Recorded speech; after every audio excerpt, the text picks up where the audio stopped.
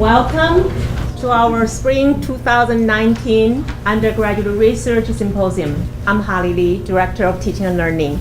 Today we have three presenters who are going to showcase their research projects. Before our featured presentations, I'd like to invite Dr. Gray, Vice President of Academic Affairs and Workforce Development, to deliver his welcome. So thanks for all coming out today. I'm excited to hear what you're working on. So I grew up in a rural farm area, and my grandmother was the matriarch of our family. She had an 8th grade education, raised 4 children on her own, was the solace of my life. She used to always have this saying, right? Something about, if you only have a hammer, all you're going to do is think everything's a nail and stop hitting it, right? That was her way of saying, Chris, you're being a bulldog, back off. I never really understood that as a kid. Probably why Grandma finally said, that's it, I can't handle him, he's not coming to my house anymore. But as I got older, I found out that actually wasn't her saying. Almost everything I credited to my grandmother growing up, I found out is not. Right? My favorite saying of hers was, I actually just found this out like 2 weeks ago. She used to always say, never wrestle with a pig, because you both get dirty and the pig likes it. Right? I thought my grandma was brilliant. Actually, now I believe that was Longfellow or Thoreau, some famous author. I'm losing respect for her. Anyhow, but actually I found out this quote too. If you only have a hammer, you think everything is a nail. It's not my grandmother. I found out it's actually somebody who you know for something different. Dr. Abraham Maslow, some pronounce it. When I say Maslow, what does Maslow come to mind for? The hierarchy, right? So Maslow was interested in studying what motivates people, what makes people do things. His second most famous is he codified this probably saying that existed for centuries, was passed down from generations about, if the only tool you have is a hammer, everything looks like a nail. I use this analogy all the time when I'm talking particularly to my own children or to students about growing.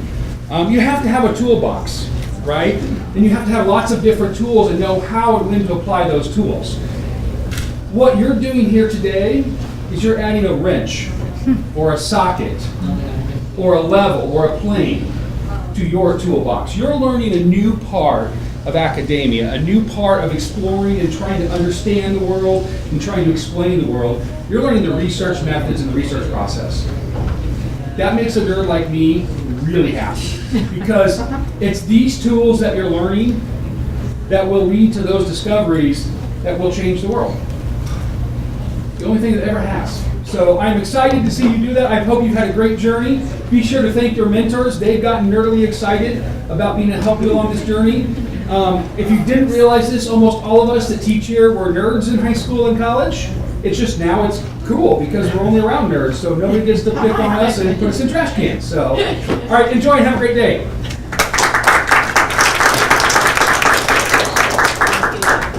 Our first presenter is Rachel Lamont, and her faculty mentor is Dr. Peplau. Hey, we're the first nerds up. I have to say, Chris's story put in my mind something, a man I have not thought about in about 45 years, who was a maintenance man, and whatever the problem was, he said, give me a hammer, I'll fix it. So, I'm here today with Rachel Lamont. She's one of my students in fundamentals this semester, and she's keenly interested in issues of sustainability and environmental stewardship. So she jumped at the chance at taking on this presentation, which is an extension of Anthony Pargolian, is that his name? Oh, Parlogene, yeah. Parlogene did last year at this time, which is measuring the carbon footprint. So we've been working with Kim Hankins of the Sustainability Center, of course, to try to collect more data that we will eventually be putting into the SciMap program to help measure the carbon footprint of the college, and hopefully will lead us into reducing said carbon footprint. Ladies and gentlemen, Rachel Lamont.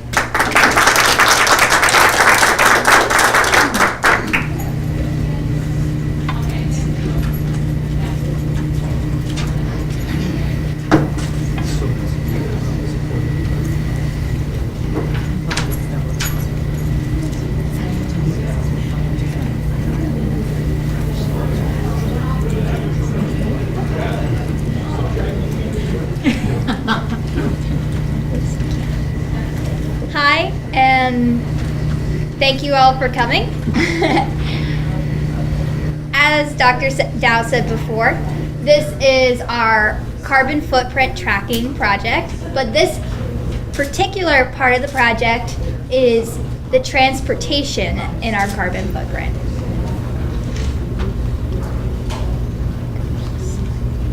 It's not working. It's not working. Our project is a multi-scope project that has 3 parts. We have collected the transportation data, and as previously mentioned, Anthony collected Scope 1 and Scope 2's data. The transportation data is the largest portion of our carbon footprint data for Scope 3. This took a lot of research and a lot of departmental cooperation. We had the Office of Institutional Research helping us, as well as the Sustainability Center, the Biology Department, Human Resources, Accounting and Business, and our International Studies program. Our goals for this project was to collect, research, and compile all the data for our vehicle travel of the MCC population, research, collect, and compile the average vehicle mileage for MCC, and collect, calculate, and plot MCC employee air travel.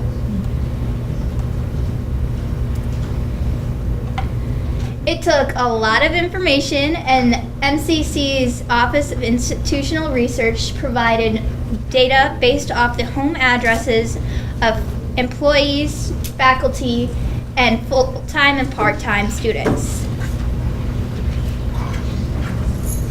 We assume that everyone in our data range is within 200-mile radius of MCC, and that in the fiscal year of 18, that includes summer 2017, spring 2017, and fall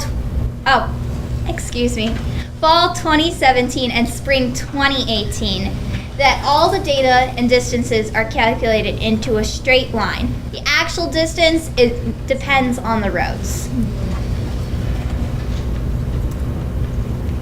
For credit students, any time gap between 3 hours is assumed to be away from campus, and we are basing employees on their 5-day work week for full-time and 40-day work week for part-time. Our student air travel is not included in our data because all student air travel is assumed to be independent of our carbon footprint. Faculty transportation. Faculty air travel is compiled separately.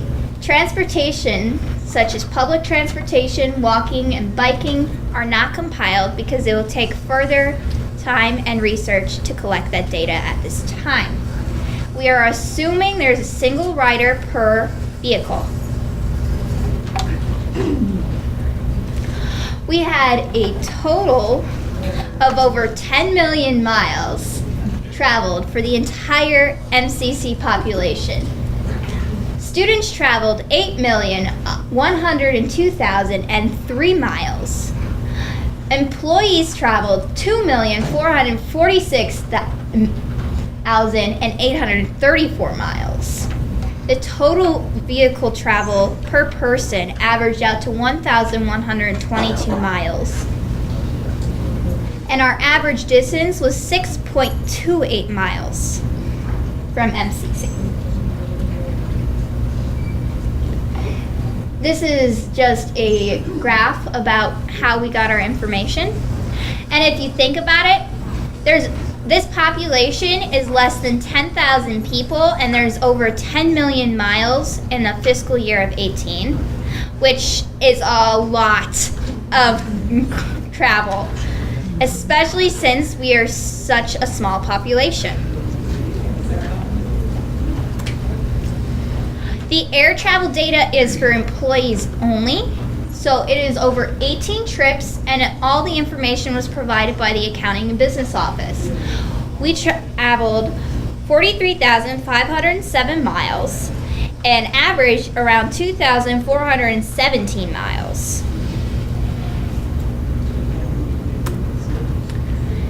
Simple ways we can help improve our vehicle travel on our carbon footprint.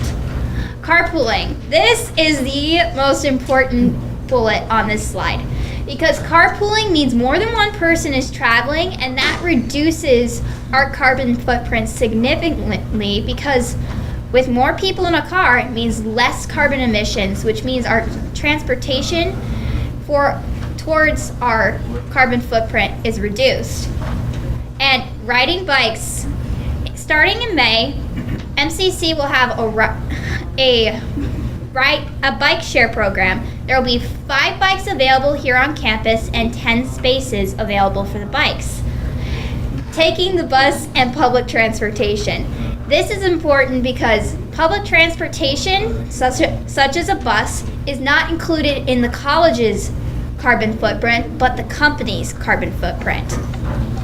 And alternating how you get to campus. Take a bike one day when it's nice, ride a car another, and then carpool the rest of the week if you have to. But all these small things add up and help reduce our carbon footprint significantly. The whole point is to limit the amount of trips you need to leave to and from campus. So if you're here for 3 hours, spend some time studying or waiting in the library or reading a book. Do something else except leaving campus, and that helps reduce the carbon footprint. Our next steps. The transportation data is our largest portion of Scope 3. It is over 1/3 of our carbon footprint as previously compiled before. And the remaining data of our carbon footprint will be calculated and analyzed in further student research projects at a later date. Once all our data is collected, we'll be putting the information into SciMap, our carbon footprint calculator. Any questions? Can you compare our transportation carbon footprint, the 10 million miles, with any other community college in Northern Illinois? At the moment, I don't have access to that information, but I'm sure once we have the total carbon footprint for our college, it would probably be available. Anyone else? Thank you.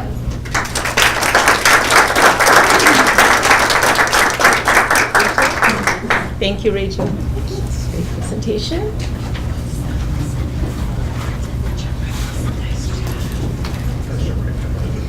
And this project was initially sparked the idea by Kim Hankins. I'd like to thank you. And of course,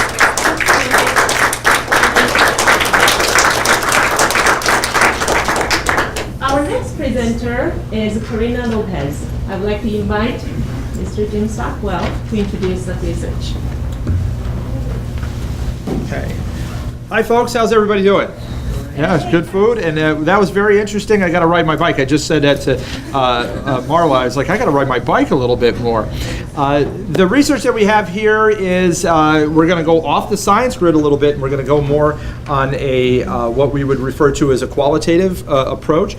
I had the pleasure of having Ms. Lopez in one of my classes, and one of the great things about my classes at the end of the semester, they write papers, and as soon as I got done writing the paper, I sent her an email and I said, "You are wonderful. We have got to work on something else." And she's like, "Really?" I said, "No, we have to. You write beautifully." She wants to be a journalist, and she's bilingual. I'm like, the sky is the limit for this young lady, and her research is wonderful, and it has just been an absolute pleasure working with her. And so I tried to fail her so she could stay around the campus a little longer. Didn't work, but and as you can see, you're going to enjoy her just as much as I have working with her. So, bring it. You got it.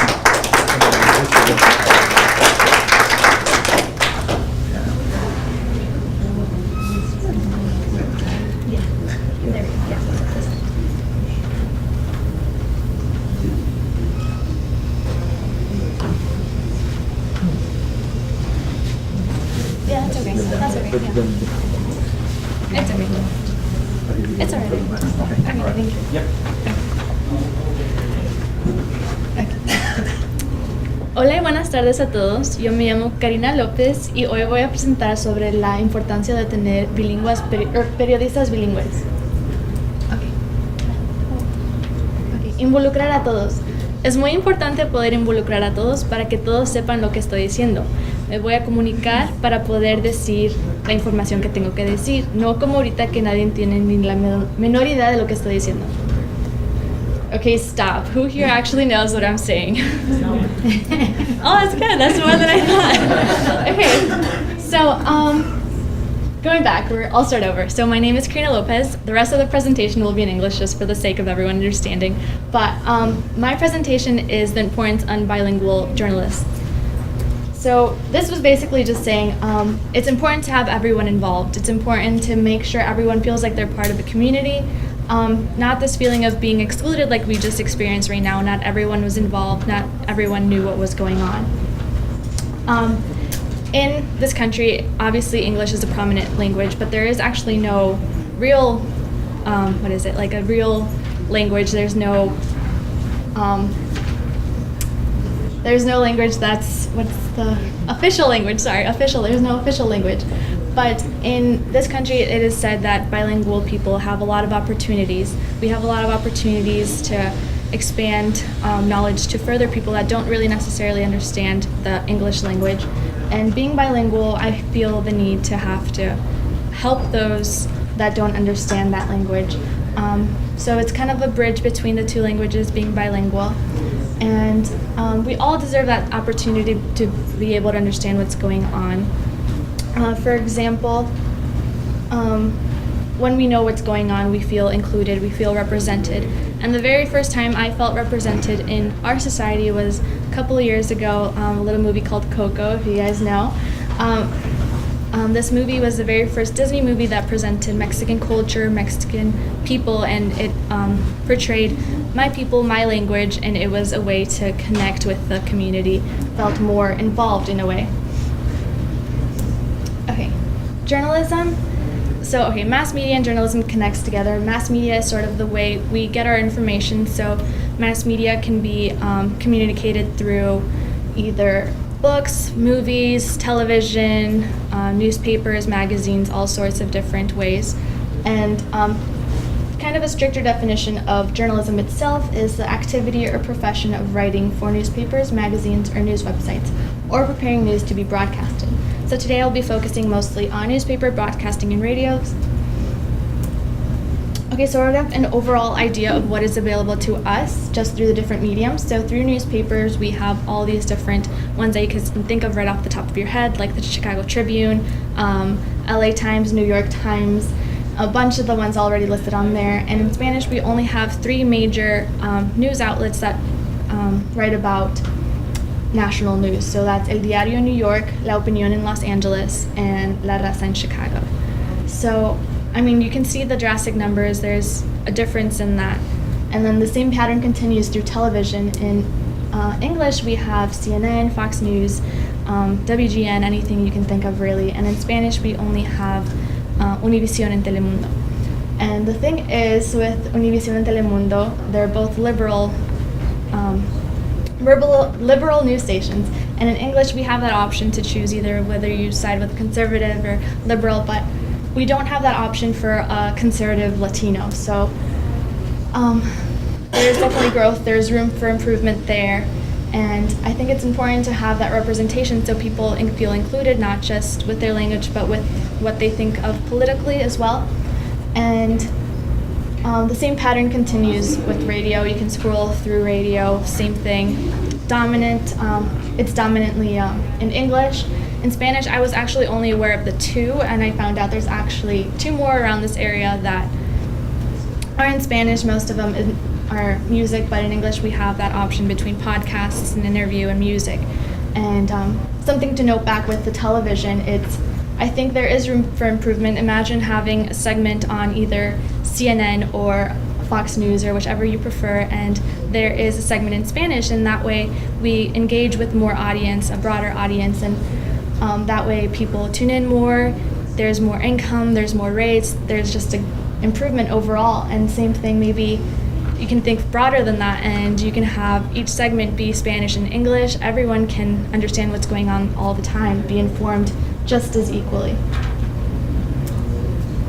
Okay, and I know I'm bilingual, so I might be a little biased, but I also am I want to pursue journalism, so I wanted to see if I'm the only one that had this opinion. Do other people think that there's a need for more bilingual journalists? And so I conducted a survey. It was completely anonymous, and it consisted of 52 people. We disregarded race, gender, and age, and the questions overwhelmingly sided with my opinion as well. So the first question was, do you think Spanish media has expanded in recent years? And about half the people said yes, so there is exposure to mass media in Spanish, but there is obviously room for growth. The next question is, if you were able to understand information from major news platforms, would you still feel connected to community? Going back to our example in the beginning, none of you really understood what I was saying. There was no sort of connection, any sort of sense of community. This little undergrad research community, we didn't feel connected. We didn't know what was going on. Okay, the next question is, do you believe there is a need for more bilingual journalists? So obviously people said yes. There's a few that said no, maybe for whatever reason that may be, but obviously there is need for more representation for people. There is that need to feel connected to your community. And the next question, I was a little surprised with this one, which is different form of mass media have you been exposed to in a language other than your native one? This one, TV was the most popular, but recently, especially in radio and music, people have been featured in, or Latino artists have been featured in some English songs, and it has been becoming very popular. And that's where I was a little bit surprised, but still, nonetheless, people are still being exposed to mass media in Spanish. And then this question was a little bit more qualitative rather than quantitative, more open-ended rather than yes or no questions. And so the question was, do you feel the media accurately represents your cultural background? Why or why not? And three of the I thought were really good answers. The first one was, in broadcasting, yes, if it's Univision. Radio, yes, if 107.9 and 105.3. So those two stations are Hispanic. Obviously, we feel connected when we come across Spanish speakers, but why not have that same connection between watching CNN, or it doesn't just have to be Univision. We could continue that connection with other newscasts. And then the other two were also good answers. It says, yes, I am able to choose the appropriate language I want, which not everyone has the luxury to. It is very unfortunate, and yes, I am white. However, I feel as if other cultures don't get represented nearly as much. So it's not just us like begging for representation. Other people notice that there is that lack of representation that can continue. Okay, so before I get to this, I just want to kind of clarify that there is some confusion sometimes when addressing someone as a Latino, as a Spanish or a Hispanic, and as a and Spanish. Sorry, so Latino, Hispanic, and Spanish. So Latino is anyone from Central America, Mexico, and South America. And then a Hispanic is anyone that speaks Spanish, and then Spanish is a language, but Spanish is also referred to as someone that's from Spain. So it can get a little confusing, but bear with me. What we're going to concentrate on today is Hispanics, so people that speak Spanish. And we have seen that Hispanics has been growing a lot in the United States. So as we can see, in 1970 up to 2016, the numbers have skyrocketed, becoming 57 million. In 2016, it's estimated to grow 100 million by mid-century. It's it's rapidly growing, and as more people keep coming into this country, more families keep growing, these numbers will just increase even higher. And according to How the U.S. Population is Changing by Antonio Flores, he states, quote, the Latino population in the United States has reached nearly 58 million in 2016 and has been the principal driver of the U.S. demographic growth, accounting for half of the national population growth since 2000, end quote. So, I mean, with more people coming in, more people speaking Spanish, there is more need for people to be represented. More bilingual journalists will be needed in the future. Okay, so why do we need these bilingual journalists? We need to be inclusive to all. It goes much more beyond than just a language barrier. There needs to be that sense of community that I keep talking about, that sense of being a part of something and being represented. As far as Spanish news goes, there is a lot of Spanish news outlets that concentrate on positive news. So what that really means is people kind of shy away from talking about positive news in kind of the mainstream media. Positive news is something like, we don't necessarily lean towards that, we lean towards what's going on. But so what positive news is success stories of people of color, sort of community involvement, kind of leaning towards something more refreshing rather than a person of color being a bad person. And it's really necessary for us to hear this because we seem to forget that we are just as important, you know? And so it's good to stop with the stereotypes and more voices, obviously, more jobs, more career fields, more options for us.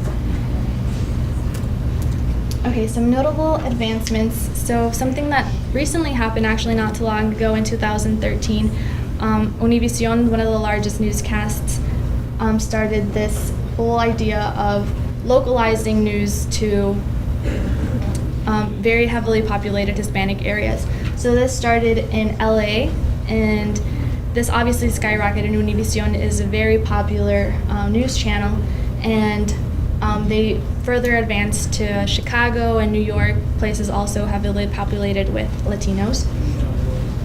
And Bordersign is a class that focuses on the success of Latino journalists.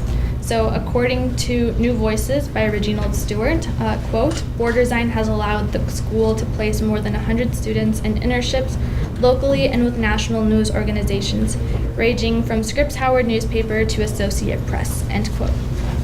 Basically, this classroom, it's funded by grants, so it keeps on going, it's moving fast, and basically this is a classroom focused on moving students from the classroom to newsrooms with internships, job opportunities, really getting them started with this journalism career. And I think it's really important to note that this is doing a huge thing for Latino students because most of us don't necessarily think we're going to go to a big school like Columbia Journalism School.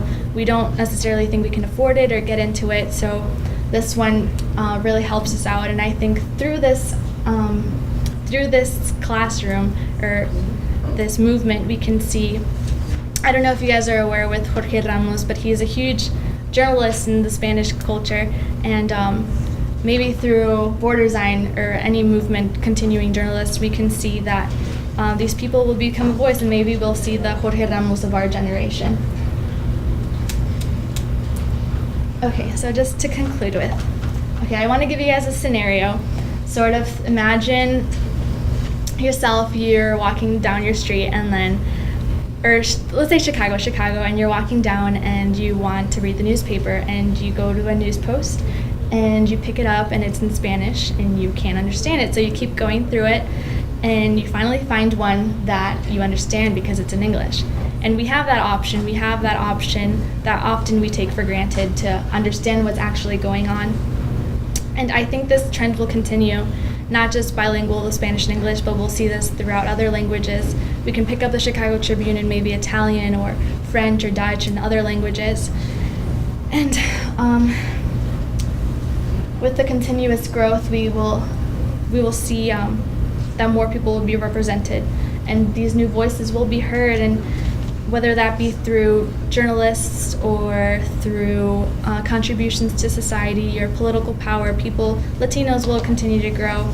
And what we need to do on our part is to keep encouraging journalists, keep encouraging bilingual journalists, because this does bring communities together, and when you work together, we can accomplish so much. Thank you.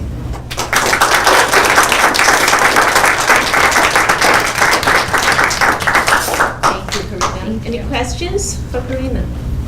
Yes. Did you start, when you were born, did you start out speaking Spanish? Yeah, so Spanish is my first language, yeah. It was your first language. And when did you begin to speak English? I don't necessarily remember. It was really young, probably like 5, 4. Yeah, right when preschool started.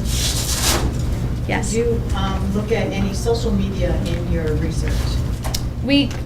So back in this one, we considered the internet. I'm assuming that one went a lot of social media. People said they saw Spanish stuff on there. I know when I go on Twitter, it might just be me, but there's a lot of like posts in Spanish as well, like memes and stuff, so people get exposed to that as well.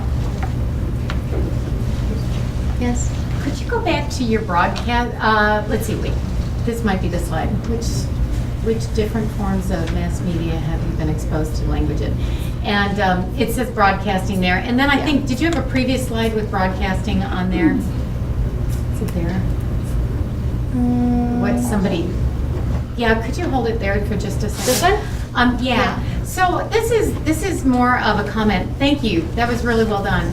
But I wanted to mention that in addition to, I mean, I think it's really is bizarre that there's so few channels in Spanish, and that of those channels, when you listen to Univision and Telemundo, you get American news. Yeah. And when you listen to CNN, Fox News, ABCs, you don't get Colombian, Ecuadorian, Guatemalan news. So in addition to just having more exposure in terms of journalism and media that are in the Spanish language and the bilingual aspect, it would be great to have more bilingual journalists in CNN, Fox News, ABC, WGN covering all of those countries, which are not, even if we call them Latin America, they have cultures within cultures within cultures, and each country has a different culture. And my husband is Colombian, and he has to dig so far to try, I mean, he gets al país, right? But he has to dig so far to try and find any Colombian information in this country, and he will never see it on CNN unless there's been a shipment of drugs that just arrived in LaGuardia. Yeah. So it's very frustrating for him to get any news from home. And part of getting the whole exposure isn't just having Spanish-speaking people get more news outlets, it's also getting English-speaking people exposed to the geography and the cultures in English of the countries in the Western Hemisphere, because so many of my students don't know the string of Central American countries, the order they're in, any of their history. We still leave Latin American history, so much out of our books, and still focus on the Euro-Asian area. And so I think we need that, and we need in English exposure to what's right here at home in our hemisphere. Thank you. Yeah. Well done. Thank you. And we also Karina and I were talking, when people say America, they think United States. We were talking, it goes all the way down. Canadians all the way down to Chile. They're all Americans. Yeah. We just tend to do that. Yeah. So we do North America, which is the upper part of Mexico and Canada and the United States. We're all Americans. Yeah, we're all Americans. Well done. Any more questions?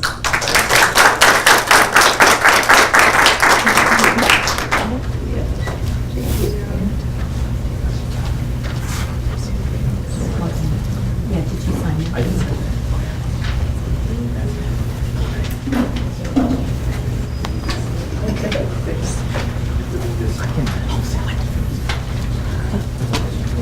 Our next presenter is Angelo Cassius. And I would like Mr. White to introduce the research. Yeah, I'm David White. I teach history. I've known Angelo Cassius for 2 years as a student, and I'm really impressed with the work that he's done. You would be surprised of the number of books he's read just this semester. And primary sources, online research, I'm really impressed. He took on what I think is a really ambitious project to compare and contrast Vladimir Putin of our era with Mussolini of the 1930s. And he's really spent a lot of time. I've been really proud of the work he's done. And I think I'm going to let it speak for himself. So thank you.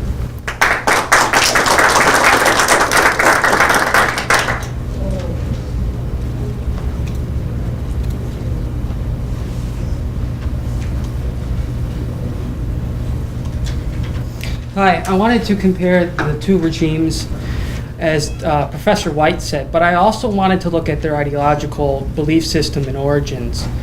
And so we kind of went in, I decided to go into figuring out how they came into beginning, what were their domestic and economic and foreign policies, and then into their ideological view. The origins of fascism in Italy first came from when Italy unified as a country in 1870. And this movement of unification of Italy was led by two main people, Mazzini and Giuseppe Garibaldi. They are considered the Italian folk heroes against mainly Austrian and foreign domination of Italy. And however, fascism also got a French and German interest in Italy. Georges Sorel was a man who was a Marxist. He left Marxism and he favored the use of violence in political discussion and debate and political rule. But another German was Hegel. Hegel's philosophy really interested Italian fascists and influenced Italian fascist thinkers. The other origin is that there was a weakness of liberal Italy. Italy was seen as a weak country on the world stage and at home. And to counter this, there was a faction called the Italian National Association. And they believed that since Italy unified in 1870 as a full unified state for the first time since the fall of the Roman Empire, they believed that they could rebuild the first Rome as a Mediterranean and world power and to bring glory to the Italian people. In 1908, there was a slowing down of the economy where the Italian economy crashed. And throughout that time, a lot of Italians left Italy and immigrated. And the Italian nationalists saw this as a humiliation to Italy. The other thing is that Italy had an imperial colonies in Africa now, and they believed that Italy was being halted from having its imperial ambitions achieved. First off, we got to begin with the founder of Italian fascism, Benito Mussolini. That's his picture there when he was arrested in, I think, 1902 by Swiss police. He was deported back to Italy. And his father was a anarchist socialist blacksmith, and his mom was a devout Catholic school teacher. And since Mussolini's father actually named Mussolini off of revolutionaries himself, the name Benito comes from Benito Juarez in Mexico. And his middle name, Amici and Costa, are from two Italian anarchists who were arrested and killed in Italy. In fact, the Italian anarchists were so big that they actually killed the king of Italy in 1901, and Mussolini's father was arrested many times. However, Mussolini really loved his mother, who did not share the same political beliefs as his father, but was a school teacher. He started off as a socialist and anarchist and was so known for his hatred of the military, the monarchy, and the church. Vladimir Lenin said of him one day, "In Italy, comrades, in Italy, there is only one socialist capable of guiding the people towards the revolution, Benito Mussolini." First off, when the First World War happened, Mussolini started to abandon some of his Marxist beliefs. In fact, he soon actually abandoned it altogether. And the first was that in the socialists there was a debate between should we be nationalist or internationalist. Let me explain that really quick. The internationalist view of the socialists was that we're going to unite with every worker throughout the nation, throughout every nation, to become one utopian paradise of workers to fulfill Marxism's end goal. Well, the other thing was that many of the nationalists thought, well, it should just be an Italian thing only, and we should care for more of the Italian workers. Mussolini left because he saw that this wasn't possible and that most people would not really fight for the idea of we need to work with everybody, every worker in the world and unify with them. He thought we need to use the Italian workers to unify to make our state. So Mussolini headed towards internationalism. But the problem was the socialists did not like this. And so he was expelled from the Socialist Party. And the socialists went on to form the Italian Communist Party. When the First World War came, Mussolini supported the war, and he volunteered, as the picture shows. But this got him expelled from the Socialist Party. And he said this to him when he was being expelled. Mussolini said, "Do not believe even for a moment that by stripping me of my membership card, you do the same to my socialist beliefs. Not that you would restrain me of continuing to work in favor of socialism and the revolutionary." Many of the Italian nationalists saw Mussolini as a great man for doing this, and one nationalist wrote to Mussolini saying, "The Socialist Party expels you. Italy welcomes you." The fascism was formed literally 100 years ago, and Mussolini came back from the war and saw that there was a huge socialist Marxist uprising in Italy, and he had been declared by the socialists as an enemy of the socialists, and therefore was acceptable to be targeted against. And so he believed that he needed to form his own party and his own movement, and he called it Fasci di Italiani di Combattimento. That means fascist Italian combat groups or combat squads.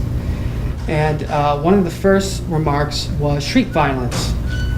The fascists and the socialists fought constantly for years on the streets throughout mainly the north of Italy, but also in rural areas and in the south of Italy. And economically, the first people who kind of came up to the fascists were middle-class people, workers, peasants, people who worked on farms, even a lot of students joined. And also, a lot of people coming back from the war found out that many of the socialists were coming out and actually attacking the war veterans and spitting on them. Something we saw in Vietnam a lot when U.S. troops came back. And so a lot of the Italian war veterans saw that the fascists who were fighting these people should join up. And this became, people who started their own little fascist groups here and there in Italy became known as the Ras, which means the boss. These would be people like Fibonacci, Balboa, and Di Grande. When the fascists first formed, they were made up of ex-socialists, opportunists, futurists, anarchists, and war veterans. And so in my research, I found that the fascists, because they were so small, did not start the violence first. Many of the communists and socialists wanted to burn down Mussolini's newspaper promoting fascism called The People of Italy, Il Popolo d'Italia. And what happened is Mussolini got wind of this, the fascists got together, got people throughout the neighborhood on their side, and actually fought back and went and burned down the socialist newspaper. I asked the question because I found that in my research that some of the big supporters of fascism by party card membership were actual peasants and rural workers, people who worked on the farms. And so I asked the question, should we see fascism as a peasant revolution, just like how China, when it became communist, and Russia, when it became communist, were very majority agrarian countries. And this is what they call themselves, the Fasci di Italiani di Combattimento, and they wore black. Black was to symbolize death, what they saw in the trenches all the time, but also to symbolize some kind of aesthetic, metaphysical worldview. And they called themselves the Black Shirts, and their symbol was the fasces. He also has it on his head, on his hat. And the fasces was to symbolize an old Roman symbol that the Romans got from the Etruscans that symbolized strength for unity. As a bundle, just one stick, we're easily breakable, but as a big stick, all our sticks together, we are strong. That became the symbol of fascism throughout Italy. The program of the fascists was that there would be an 8-hour workday, there would be child labor laws, there would be a minimum wage, universal suffrage for both men and women in voting, abolition of any aristocracy, there would be a grand assembly of the fascists to decide on legislative matters in Italy, there would be a national militia, a party army, there would be the seizing of all war profiteering, 100% seizure of all war profits. The economy would become organized around what they called syndicates or corporazioni, which in English translates as corporations. However, they also meant guild. And this idea of their economy came from Italy's traditional agrarian lifestyle. In the Italian villages, people in Italy would work together to see who needed help in their farming communities. So if one farmer didn't really produce a lot, but another farmer did because he had a tractor, it was seen that the tractor should go to the farmer for that year who didn't do well. And then the community would figure out what to do next. However, they believed that it needed to be organized on all bases. Next, there would be a heavy tax, and next there would be seizing of all religious assets, property, money, and any other land use from the church. However, they love to use slogans, and I wrote a couple of them down. One is, Mussolini is always right. Their most famous became, believe, obey, fight. Another one became, faith, hope, charity. Another one was, everything within the state, nothing outside the state, nothing against the state. When the fascists were gaining power, Italy was a monarchy, a kingdom, a liberal kingdom, and it was ruled by Victor Emmanuel III. The monarchists and conservatives started joining the fascists because they saw them as fighting the Marxist threat. And so many of these conservatives and monarchists started to join up. And so fascism began to take on a very monarchist position. And in fact, they even praised the monarchy. And one conservative wrote to Mussolini asking why you have all these different groups of people of their background and political beliefs in your party. And he said to him this, they were fighting for the salvation of Italy against the common enemy. Your answer would be that you were at war, and now the state of war remains. However, Italian fascists began to see the monarchists in a different light. They were originally anti-monarchist. And one of the philosophers of fascism, Giovanni Genta, who I'll get in later, said this, fascism, unlike nationalism, saw in the monarchy not the past to be respected as a historical fact, but something alive in the soul. And so in 1922, there was the famed March on Rome. The fascists filmed this. They wrote things about this. They paraded it. They actually paraded, put it on film. They loved to make artwork on it, and it became their revolutionary mythical symbol. And the March on Rome came as a opposition against the socialists because they believed that the socialists were right then about to make a big strike to take power, and so Mussolini told the king, you have to let me in or there's going to be a civil war. And the king said, okay. And Mussolini was appointed in a liberal framework. And if you see the king, you could see that there was still a difference because the king is dressed up in military clothes as Mussolini is dressed up in black and gray, symbols of the fascist party. And of course the fascists became a royal symbol. The first social policies was to increase the demographic of the Italians. They called it the Battle of Birth. They believe they funded money to Italian women and families to build up the Italian nation. They believe so many Italians have left Italy that Italy needs to get those people back in Italy and rebuild its birth rate and its population. One of the first things they did was create the militia political army. The fascists saw the political army as the army to keep fascism in check and in power without, fascism ever withering away. Something kind of like the SS in Hitler's Germany, but also like the Iranian Guards in Iran right now. They increased education for all genders, both higher and lower. They had what they called fascistization, and Mussolini believed that over time, as he waged kind of like a cultural revolution like Mao did, but very differently, more traditional and conservative and pro-Italian traditions, he believed that over time, the Italian would become fascist just as it is to be Italian and Catholic, therefore making the fascist state forever continuing in Italian politics. Later on, he adopted, a lot of scholars say he got this from Germany, but I found that he actually did this on his own, and that was anti-Jewish laws. It turns out about 1/3 of Jews in Italy actually supported the fascist party and were members of the party. They were later towards World War II, they were expelled from the party and they were openly persecuted against. And Mussolini had a couple reasons. First off, there was an Italian view that the Jews weren't really Italians, and for many reasons, from cultural, some said racial, and others said religiously.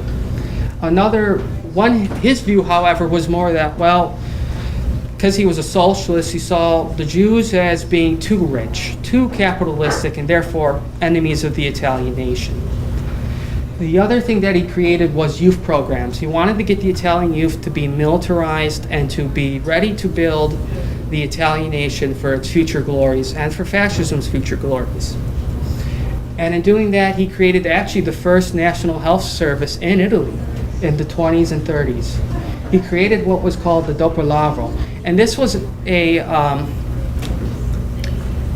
leisure program where the Fascist Party would send funds and tax money to build athleticism, cinema, vacations for Italians, benefits for war veterans, some kind of welfare state, and also educating women in childbirth, the home, and other what they saw as female dynamics, female gender dynamics, which was rearing for the household. And also, in their view, for the men too, they gave them athletics, military training, and so forth. However, because Italy is devoutly Catholic, since the Pope is in Italy, he created a pact with the Church, where the Church, the Vatican, would be a separate state from Italy, and in doing that, the Italian nation, which had actually been secular, would become officially Catholic. So the king and the Fascist Party and Mussolini would be officially Catholic. His economic policies was that there would be a battle for the grain. Italy, he believed, had to be saved from being conquered by foreign bread, as he called it. And so his view was that, okay, Italy's an agricultural country, very agrarian. He grew up in the agrarian areas, by the way, and he believed that, okay, we need to be sufficient in all our food production so we don't have to import more food from other countries. We need to build our own food supply and then export that to the world and make money. And this was supposed to be done in the corporatist, national syndical worldview. He also fought what's called the battle for the lira. And the lira was the currency of Italy. And he believed that, okay, our currency is very weak and we need to rebuild it fast. Because World War I had actually really weakened the Italian currency.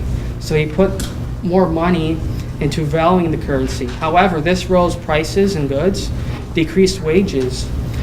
But over time, it fluctuated. Sometimes the lira did gain more value, but sometimes it didn't.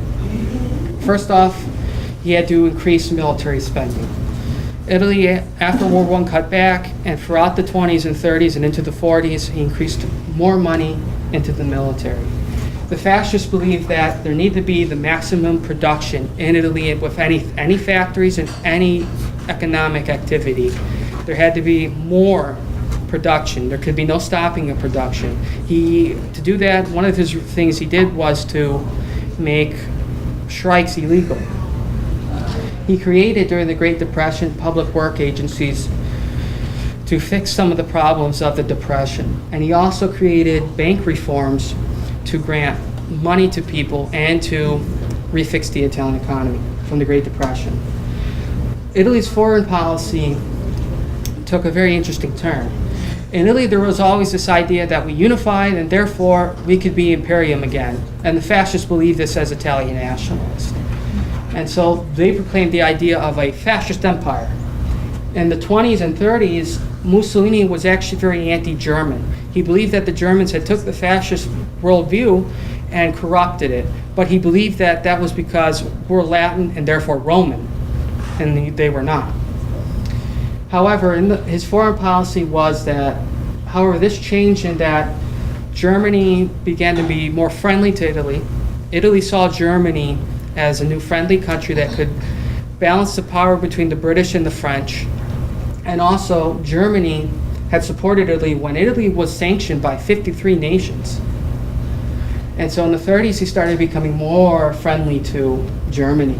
And you can see that this poster right here is an Italian poster praising the two regimes. And the stamp is a German stamp praising the two leaders. As you know, the German alliance, Mussolini came up with the word Axis. If you know World War II history, he came up with the word. And so as you know, this alliance is going to lead to the Second World War. Mussolini believed that Britain and France were the main enemies of Italy because the British had Malta, Gibraltar, and Egypt and Cyprus. These are very strategic places in the Mediterranean, which meant that Italy was stuck in the Mediterranean. Of course, there was a Libyan revolt, which the Italians crushed. There was the invasion of Ethiopia, which made Mussolini go more pro-German, and then they invaded Albania. Of course, over time, the two regimes really loved symbolizing the relationship. Then, as we know, we have the Second World War. In June 1940, Italy sides with the Axis with Germany. However, during the war, I don't focus too much on the war, but during the war, Italy was trying to get totally mobilized for it. However, it came too late. Around late 41, throughout 45, Italian industry and cities were actually being bombed every day. Something, if you know your World War II history, happened to Germany and Japan. The same was happening in Italy, and this really hurt Italian morale and production. However, in 43, there was also a bad harvesting year in Italy. Food became scarce, and they had to rationalize food, and this saw the black market increased. In the army, there was a debate between should we be loyal to Mussolini or the king. The army saw it as being the army of the nation, therefore non-political, and therefore took an oath to the king. However, many of the fascists saw that idea as well. We're not anti-king, but it's about our revolution here, and we have to fight to preserve it and keep it going. And so there came in the army a fight between pro-fascist and anti-fascist, or more pro-king, pro-fascist. And then in 43, we had what's called the Bergoglio coup, where the military, made up of more monarchists, more conservative, but somewhat anti-fascist generals, ganged up with some fascists who were believing Mussolini was not the right leader, overthrew Mussolini, and Italy switched sides. Mussolini came back, and he formed what was called the Italian Social Republic, which was helped by the Germans. And that's him, of course, proclaiming it. That's their flag, which is also on my poster there. And it turns out, I found out that Mussolini was quite popular.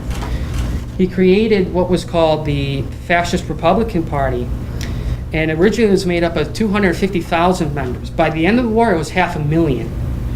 He recreated the military, and that was about 700,000 men.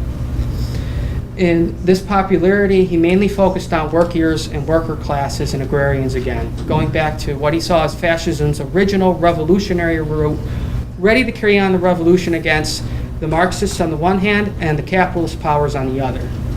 And he also reconstituted the fascist army, the Black Brigades. There was about 59 brigades and made up of 30,000 men. He had another slogan called Italy, Socialization, and Republic.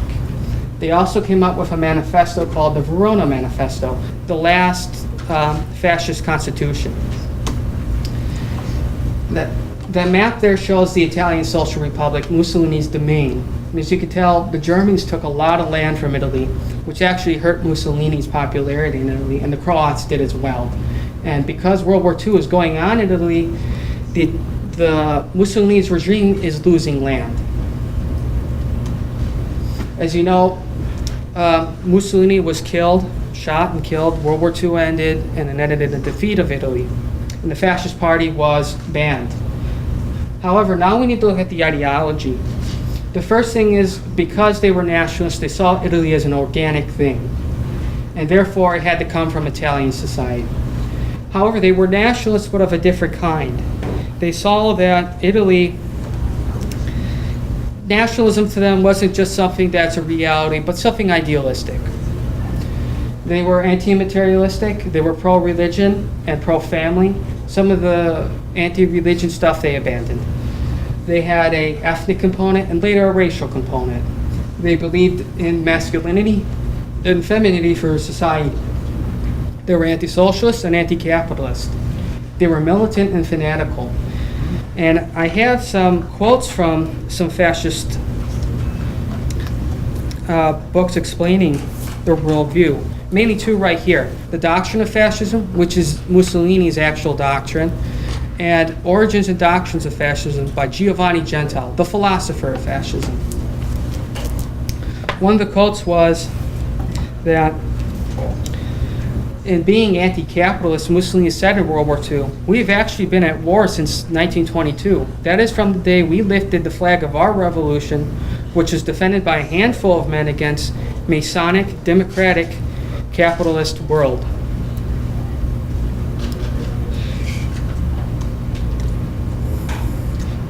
Oh.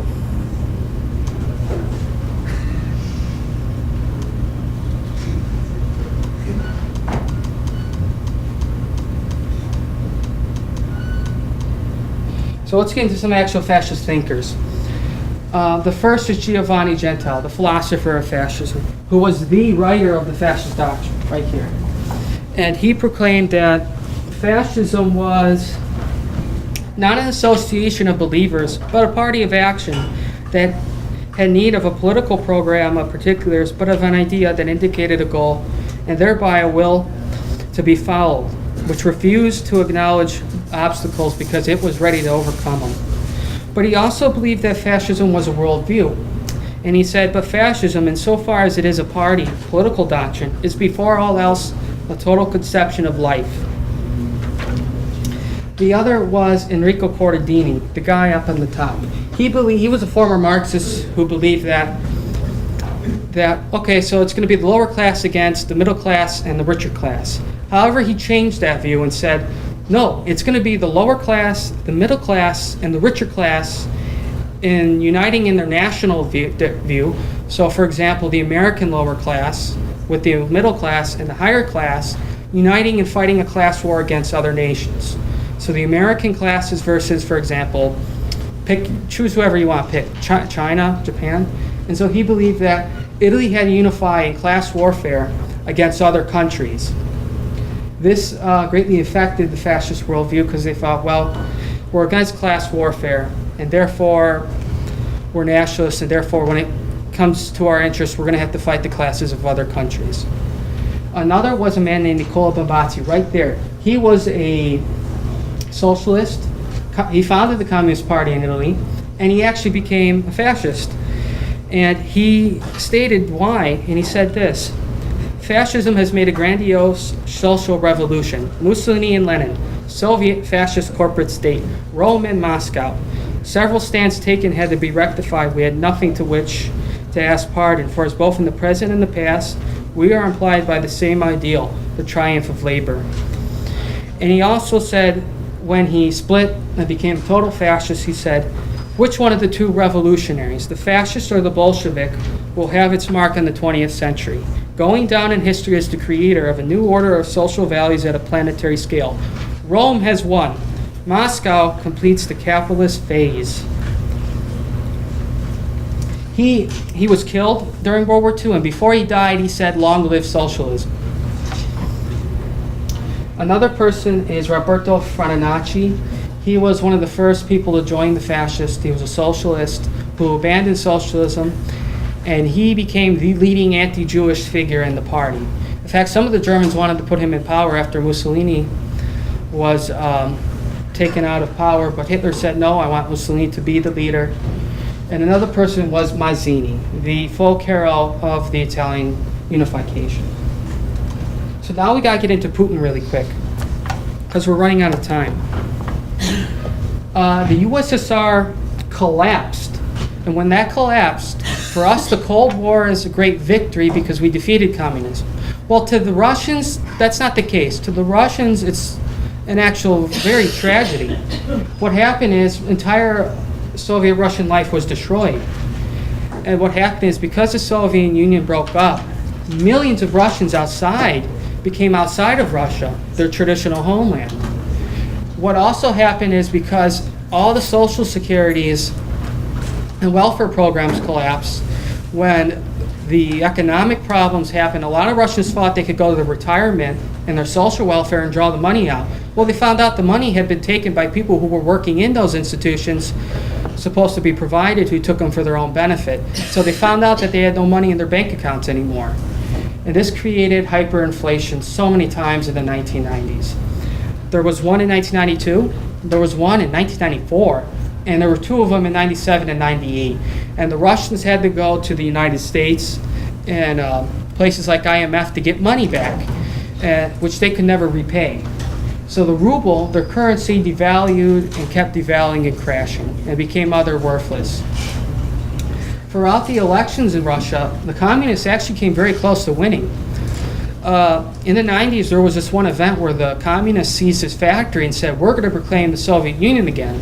It didn't happen, but they came very close in winning elections. And Yeltsin, the leader in the 1990s, had to go to corrupt money to get money to do posters, radio, TV, all of the kind of election advertisement you see to vote for you. He had to rely on money that actually a lot of the communists wanted to take, and most of the people in Russia were pro-communist because they saw the communists as wanting to rebuild what was the original communist Russian economy and to bring back their jobs and money. In the 1990s, in the fall of the Soviet Union, saw the rise of the oligarchs. These oligarchs would be people who, like I said before, stole money, literally actually stole money from public institutions like the military, social welfare, and took those money and put them into companies, or actually took over companies and used that money to control whatever they really wanted. And so this became a big problem because the crime rate went up, the corruption rate went up, and a lot of Russians couldn't stand the oligarchy because a lot of the oligarchs actually stole from what was supposed to be the traditional, or what was supposed to be the Russian living standard. And the living standards absolutely fell. The death rate was higher than the birth rate. More Russians were leaving Russia before if they had money. And the health rate fell, the death rate went up, the abortion rate went up. And many Russians kind of saw themselves as a defeated people, humiliated at the world stage because the Soviet Union, which collapsed, destroyed everything that was stable. And so a lot of the corruption came back, and also was a backward economy. When the Soviet Union collapsed, they didn't really modernize their economy. Their economy was still stuck back even in World War II days. For example, Russia gets a lot of oil and exports it. Well, they found out that a lot of the oil was being extracted and transported from equipment that was used in World War II. And this is the 1990s. They've even spent money to actually modernize their whole economy. And so the economy was totally poor. And the other thing was the state really couldn't get any money because tax collection was poor. The Soviet Union had about 53 to 60 different kind of little taxes you would have to pay. Well, it turns out the majority of the Russians, those taxes stayed, and the majority of the Russians didn't even bother to pay the taxes. And tax collectors were hounded on the streets, were lynched, and a lot of the tax collectors just stayed home. Now we get into Vladimir Putin really quick. He was born in 1952. His father, just like Mussolini's father, was an ardent communist. He was a World War II veteran, and his mom, and Putin's mom, was a devout Orthodox Christian woman working any odd jobs. In fact, she had Putin baptized secretly in an Orthodox church because Putin's father, who was an ardent atheist, couldn't stand the church and wouldn't approve of it. Putin's grandfather, Spiridon, was a cook for Lenin and Stalin. He was a troubled youth, roaming the streets. He was a bully for some time until he found judo, which is a martial arts, and he loved it. He wanted to join the KGB. That's him in the KGB in the photo. He was accepted in 1975 at 22. And he was sent to East Germany because he learned German as a kid. When the Soviet Union collapsed, he took his KGB Communist Party membership card and he really threw it away and kept it at home. And he was now unemployed. So he knew some people in his hometown of Leningrad, which became St. Petersburg, and the man named Anatoly Sobchak, who knew Putin, gave Putin a job. Sobchak, who's right there as the statue because he died in like 2001, 2000, was an economic lawyer who was politically and economically liberal, like here in America. And so Putin worked from him from about 1990 to 1996. And Putin, as the deputy mayor, brought in foreign investment. He drafted up policy and land reform. He actually saved Sobchak's life when some oligarchs and some corrupt people wanted to kill Sobchak by trying to hijack him before he got on his plane. Putin saved his life. He drove up the car, Sobchak got in, and they drove out of the airport. And then Putin became director of the FSB, the successor of the KGB. Now he's president in 2000. And he was appointed president by Yeltsin, who was absolutely horrible in the 90s. He was unpopular. He had to use oligarch money just to stay in power. And the Russians hated him. And so Putin was appointed, and he started to change up some things. I really want to quickly say on the photo says, Vismite ke velikoi Russi. That means towards a greater Russia. So far he's served 4 terms as the president, and he was also prime minister for Dmitry Medvedev. Right now he's still president until 2024. The photo of there is the 2018 election, where he says strong president, strong Russia. His first idea was to rebuild the state. And he was so paranoid about this, so interested in this, he said that Russia needs a strong state, power, and must have it. I'm not calling for totalitarianism, but he also would say Russia from the very beginning was created as a super centralized state. It is fixed in her genetic code, her traditions, the mentality of the people. And so he actually did that, and it's gained him a lot of popularity. One of his first things to do was to increase the energy sector. Russia exports a lot of gas and raw materials.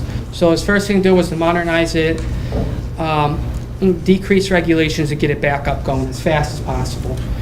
He then did an adoption ban on the U.S. not too long ago for 2 reasons. One is he wanted to keep the Russians in Russia because he's really worried about the Russians as a people.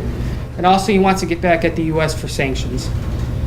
And one of his most important things is, just like Mussolini, is to send money to build the birth rate. He privatized land so you could buy land. He reduced taxes and fixed up the negligent, bad collection of taxes. He actually reduced a lot of taxes. And he came up with a 13% income tax. His main goal for agriculture was to be self-sufficient in everything agriculture. And he said this. He said this: today it's important to renew the economic and legal foundations of the traditional forms of farming. We cannot allow profiteers and resellers to get a hold of these plots in order to resell them and cash in simply because the land was undervalued on the market. This land should go to those who will cultivate it, for whom agriculture is a livelihood and a sense of prosperity. The other thing is he had to pay off the debt. And he actually increased the surplus reserve. He's fighting the oligarchs in crime. However, he can't really get rid of the oligarchs. But he loves putting them in jail and trying to get the money that they stole, the money they have, so he can rebuild Russia. And then he joined the World Trade Organization. His foreign policy is that he believes that Russia is is being pushed. So he believes that NATO is increasing too much on Russian territory, and therefore Russia's stuck in a bad spot. And to him, this just means that Russia's going to get attacked. However, in doing that, he's also been resurging Russian military by sending troops to Syria. He's also been huge on terrorism, mainly in Chechnya and the Beslan school attack. In 2004, there was a school attack that killed children, and Putin actually started a merciless war against any terrorists who were involved in this. He believed that American relationships could be friendly during Bush, but he changed. He believed that was not possible. Under Obama, he absolutely hated it because Russia got sanctioned by the U.S. And in the Trump presidency, remains to be seen. Crimea. 2014, Putin believed that the Russians have to come back to Russia, and therefore Russians' lands has to be protected by him. And on this map here, Crimea is 58% Russian. So for him, it's very important. All right, let's get into Putinism, the belief system. That man here is Alexander Dugin. He believed that Putin is having internal war with himself. The more liberal Putin versus the more authoritarian Putin. He believes that Putin's heading more towards authoritarianism because he believes that Russia is against the liberal order here and whatever remains of the Marxist order on the other side, but also against the fascist world order. And he claims that as his fourth political theory. Putin, we don't have so much about him, but he believes that he's rebuilding Russia as its historical goal. Another man that he quotes frequently and really likes is Ivan Ilyin. He's a Russian monarchist. He wrote on fascism, and he was kind of a critic of fascism, but he also had some beliefs that he believed was acceptable within fascism. The other thing is a belief that there's a debate in Russia between should we be more Russian, adopt more Russian outlook on things, or more of a Western outlook on things like rationalism, secularism, and more Enlightenment-based thought process. There's also the Orthodox Church, who really wants the church to be involved in Russian life, not just because he was baptized as a member, but also because he believes the church is connected to Russia, as rebuilding Russia's original traditional worldview. There's also the idea of a third Rome, though Putin doesn't talk about it. The third Rome is the belief that Russia is the third Rome. The Greeks being the second Rome, who were conquered by the Turks, the first Rome that collapsed, and therefore Russia is the third Rome, the final Rome. Okay, now we need to compare the two really fast. First off, they're both nationalists and patriots. There's a defense of private property in fascism and Putin. They accept some kind of monarchical idea, masculinity and strong leadership. There's the desire for self-sufficiency in agriculture and economy. They're not communist and they're not capitalist either. Both Mussolini and Putin, who grew up in the Marxist system, abandoned it and believed that it doesn't work, and therefore we need a nationalist conception. There's state intervention, but there's also a market economy. They don't have total power. A lot of people think Mussolini and Putin has total power. No. Mussolini was only the head of government. The king had total power in Italy. In Russia, Putin institutionally is the president, but he doesn't have all these powers or obligations. The other is they control on right-wing and left-wing people. Some communists came over to Putin because Putin was rebuilding the Russian state, rebuilding its pensions and economy, and therefore the communists saw this as a good thing. They're pro-military. They've actually been successful in war. Italy, till it joined World War II, was very successful. Conquered Ethiopia, conquered Albania, was successful in Spain, the Spanish Civil War, and was successful in the Libyan Revolt. One is they're popular, and they love to bring up their image making. In Italy, they came up with the idea of luce, cinema and film, which would get Mussolini popular and export the Italian fascist worldview to other countries. Putin's also been very successful in this as well. He's popular, as the polls show, though it's gone down recently because of pension reform. The other thing is they're pro-tradition, pro-family, pro-religion. Neither men want to destroy their cultures. They want to change it, but not destroy it. They dislike democracy, or at least there's a contradiction here. Putin doesn't openly attack democracy, the Russian conception of it, but he attacks the Western, the American conception of it. The other thing is that there's a belief that their nations are backed in the corner. Italy's stuck in the Mediterranean, Russia's stuck because of NATO. They pulled their nations out of crisis. There's a Roman ideal of some kind. Mussolini believed that fascism's there to rebuild the Roman ideal, to be Roman. Italy's there to be Roman again. And with Putin, it's like, yeah, we're the third Rome, but he doesn't talk about it much. And then there's forces in their countries who don't want to deal with him very much. They're either pro-Putin on the one day and then anti-Putin the next day. All right, first off, their speech style is different. Mussolini hates capitalism. Putin really doesn't. Fascism had racial and Jewish laws. Putin does not. Fascism has a doctrine. Putin doesn't. Mussolini started as a revolutionary who got arrested and sent to jail. Putin was just a KGB working person. There's also the Orthodox Church versus the Catholic Church. The Orthodox Church is more nationalist because it's a national church, and the Catholic Church is more universal. Putin's more conservative. Putinism is based on Putin, and Putin has a clear successor. Mussolini didn't. Putin also has more power institutionally than Mussolini. He has a large energy sector in Russia. Mussolini did not. Putin cut pensions. Mussolini would never do that. He couldn't stand the idea of it. Putin takes an older tradition of Russian nationalism. Fascism is something new. They saw fascism as this new force in Italian world culture. Putin fights terrorism. Crime is still an issue. Mussolini has been more successful in crime than Putin has because Mussolini made a big deal in fighting the mafia, and he was actually very successful in that. Putin devalued his currency and Mussolini didn't. In conclusion, we have to come to the conclusion that ultimately Mussolini launched, whatever we like it or not, a new revolutionary nationalistic conception of the world that inspired ideologically many movements throughout the world. In this respect, Italian fascism created a mass ideological movement and the very first totalitarian state which changed the world. Though Vladimir Putin is no fascist, and at least probably has not read any fascist literature, however, either he knows it or not, his worldview and policies have a strong sense of kinship with Italian fascist thought that may have unknowingly influenced him. In this case, what Putin and the Putinite experiment shall be remains to be seen. I'm very sorry that I dragged on over 15 minutes. But that's the end of my speech. Any questions? I know a lot of people got up and left, so that's not a good sign. They might have other Yeah, work. that's true. You know what? It's great. I can tell Angela is well read. There's so many things. It's so I took many hours. books. Yeah.